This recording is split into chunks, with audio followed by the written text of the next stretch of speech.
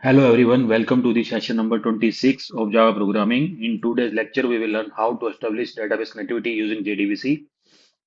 This session is part of the course R1 UC 304C and I am Dr. Amit Batra. Before moving forward, let us quickly recap the previous session. In the last class, we discussed the JDBC API, JDBC architecture, and different types of JDBC drivers. JDBC stands for Java Database Connectivity. It is an API that allows Java applications to communicate with databases. Using JDBC, Java programs can connect to a database, execute SQL queries, retrieve data, and manipulate records. Because of JDBC, Java applications can work seamlessly with databases like MySQL, Oracle, PostgreSQL, and many others. Think about applications like banking systems or booking ticket platforms. How do these applications fetch and update records in real time? They use JDBC architecture to communicate between the Java application and the database. How does a Java application actually connect to a database and exchange information securely and efficiently? The answer lies in establishing a JDBC connection. Before performing any database operation, we must first establish a JDBC connection. This connection acts as a communication channel through which SQL queries are sent and results are received. The process involves loading the driver, specifying the database URL, and authenticating using a username and password. You can think of JDBC as a middleman that builds communication between the Java application and the database. It ensures both sides understand each other properly. Java Database Connectivity provides a standardized way for Java programs to interact with relational databases irrespective of the database vendor. After completing this session, you will be able to understand and implement database connectivity in Java using JDBC. In this session, we will focus on establishing connectivity using JDBC by following the standard steps involved. The problem is to design a Java program that establishes a connection between a Java application and a relational database such as MySQL. The program should load the JDBC driver, establish a connection using DriverManager, execute a simple SQL query, and close the connection properly. Any errors such as wrong credentials or missing drivers should be handled using exception handling. The goal is to demonstrate how Java applications interact with databases in real-world systems like banking, e-commerce, and inventory management. Let us now move to activity 1. The task is to learn the 5 main steps involved in establishing a JDBC connection. The 5 main steps are import JDBC packages, load and register the driver, establish a connection, create a statement, execute queries, and close the connection. Let us now look at the detailed steps required to connect a Java program to a database using JDBC. The first step is to import the required JDBC packages. These packages provide the necessary classes and interfaces for database connectivity. The next step is to load or register the JDBC driver. Earlier, this was done using class.forename or driver.manager.register driver. However, this step has become obsolete in modern Java versions. From JDBC 4.0, Java 6 or later, driver loading is done automatically. It means we do not have to manually load or register the driver. After loading the driver, the next step is to establish a connection. This is done using the get connection method of the driver manager. The connection requires a database URL, username, and password. The database URL specifies the JDBC protocol, database type, server location, port number, and database name. The username and password are the same credentials used to access the database. Once the connection is established, we can interact with the database. JDBC provides statement, prepared statement, and callable statement interfaces for executing SQL commands. A statement is created using the connection object. In real-world applications, it is recommended to use prepared statement or callable statement instead of statement for better performance and security. Now comes the most important step, executing the SQL query. Queries can be used to insert, update, delete, or retrieve data from the database. The execute query method is used for retrieving data from the database. It returns a result set object that contains the records fetched from the table. The execute update method is used for insert, update, and delete operations. It returns the number of rows affected by the SQL statement. After completing the database operations, it is very important to close the connection. Closing the connection automatically releases resources associated with statement and result set objects. These steps ensure that learning outcomes of this session are achieved through proper understanding and implementation.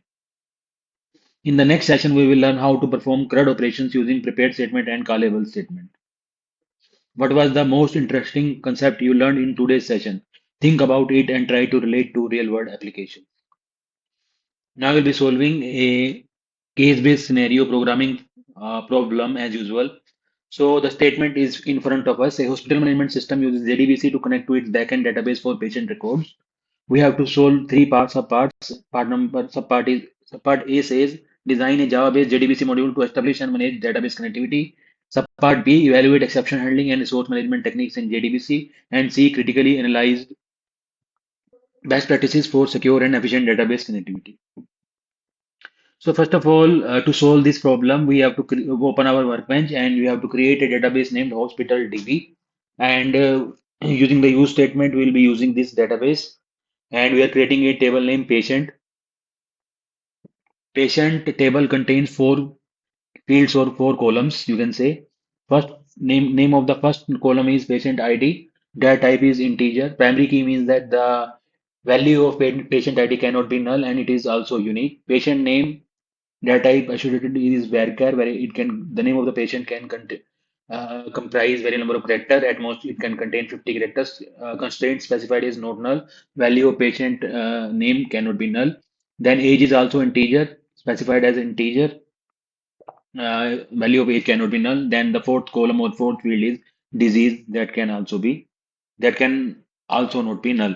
So as you can see in these SQL queries, we are not using any insert query. So there is no insert query here. Data will be inserted only through JDBC. So as usual, we'll be creating a project. Here I have created a project called Hospital JDBC and we have written a program. Let me hide the folder structure. This Java program demonstrates how a hospital management system connects to a MySQL database using JDBC and inserts a patient record safely using prepared statement and proper resource management. So we will start with line number one, import java.sql.star. This imports all JDBC related classes such as connection, drive manager, prepared statement, and SQL exception, which are required to interact with the database. Then we are having a main class, public class main, because main method resides within this class. This class represents a JDBC module of the hospital management system responsible for database connectivity. Then we have to use the database configuration constants. There are three constants, URL, user, and password. So private line number uh, 4. Private static final string URL equal to JDBC colon MySQL. And this is the location of the database, hospital name, the hospital DB, port number is 3306. Private static final string user, we are using root user, and then we have to specify the password which we have specified while installing the MySQL community server. So URL specifies the JDBC protocol, database type, server location, port, and database name. User is a root database user and created for security. Password is the password for that user. That is you specify while installing the MySQL community server. Then we are having the main method, public static void main. This is the entry point of the Java program. Then we are writing a SQL query, line number 12. We are writing an insert query and we are inserting values into the patient table dynamically because we are using the question mark signs. So this is a parameterized SQL query. Question marks act as placeholders for runtime values. It prevents SQL injection and also improves performance. Then we are having a try block in which we are using a connection class object con equal to driver manager dot get connection. So this statement establishes the database connection. We have passed three parameters: URL, that is location of the database, root user, and the password to establish a connection between Java program and the database MySQL database. Creates this statement, prepared statement. PS is the object of the prepared statement class. It creates a prepared statement. It ensures automatic closing of resources, prevents memory leaks, and connection exhaustion. So these two statements, line number 16 and 19 connects Java application to the MySQL database. Driver manager automatically loads the type for JDBC driver. It returns a connection object. And line number 19, prepare statement, pre-compiles the SQL query, allows say binding of values recommended for all, it is recommended for all JDBC applications. Then we are setting values for placeholders through using line number 21 to 24, ps dot set int 1, 201, 2, Rahul 3, 35, 4, diabetes. ID is 201, name of the patient is Rahul, and age of the person Rahul is 35, and disease is Rahul is having diabetes disease. So 1, 2, 3, 4 here indicates that these are the first and second, third, fourth parameter, and these assigns values to placeholders. Index starts from 1 and not 0. You have to remember, and it maps to patient ID, patient name, age, and disease. Then we are having a statement ps dot execute update in line number 26. So this statement executes the insert operation used for insert, update, delete, and returns number of affected rows. Then we are having line number 28, system dot out dot println patient record inserted successfully, and it confirms the successful insertion of the patient record. Then we are having a catch log to catch the database related exceptions, and this catch log helps identify connection errors, constraint violations, SQL syntax issues. So this program securely connects a hospital management system to a MySQL database using JDBC, inserts patient records using prepared statement, and manages resources efficiently using try with resources. So as you can see here, if we run our if we execute this program, then build process starts and it should print patient record inserted successfully. But as you can see here, it is again showing us the same error, duplicate entry 201, because uh, the ID of the user 201, I have already executed this program once, that's why it is showing this error. And because the ID is a primary key, it should be unique and cannot be null. And when you are trying to insert the same ID 201 by running this program again by pressing this, then this shows duplicate entry 201. So in the workbench, otherwise, when you run this program first time, there will this duplicate entry error will not be there, and the result will be patient record inserted successfully instead of that. And now we can check that also. So we have inserted this record 201 Rahul 35 diabetes. As I have earlier told you in the uh, workbench, we have not executed any insert query, but we are inserting the records using the this Java program. So ID 201, this record for Rahul age 35 diabetes will be inserted when you execute this program. So we can check that also using the select query. So if you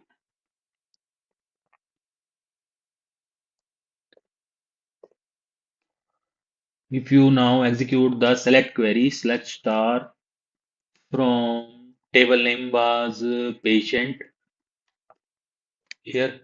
So this record for Rahul should show in the workbench. So as you can see here, this record has not been inserted by insert query, rather, it has been inserted. This record has been inserted through our Java program because we have established a connection between our Java program and MySQL database. That's why we are able to insert this record using Java program instead of the writing the insert query explicitly into the workbench. So we have solved our first sub A part. Now we'll be solving B part, that is evaluate exception handling and resource management techniques in JDBC. So why exceptions? First question is why exceptions occur. Exception may occur because of wrong credentials or database. Sometimes data is unavailable. Then exception may occur. Exception may occur due to SQL syntax errors also. Exceptions may occur due to constraint violations also. So the used how to handle the exception, to use the try catch block. As you can see here, line number 30, we are using the catch block, catch SQL exception E. So it catches database specific errors and provides detailed error codes and messages. So best practice is to catch the SQL exception, not generic exception, and log errors instead of printing in production. Now we come to the resource management. This resource management in PB part. Problem is the unclosed resources lead to memory leaks. Unclosed resources lead to connection exhaustion. Unclosed resources may lead to performance degradation. So solution is to use the try with resources. So as you can see here in this program, we are using this try. We are using this try block, and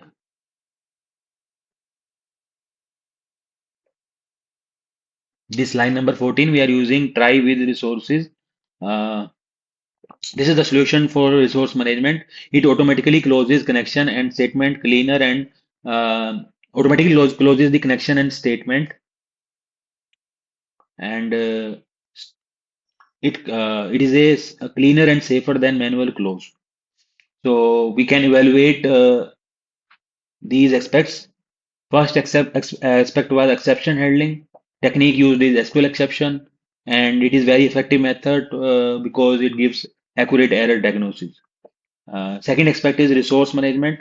A technique used is try with resources, and it provides leak-free execution.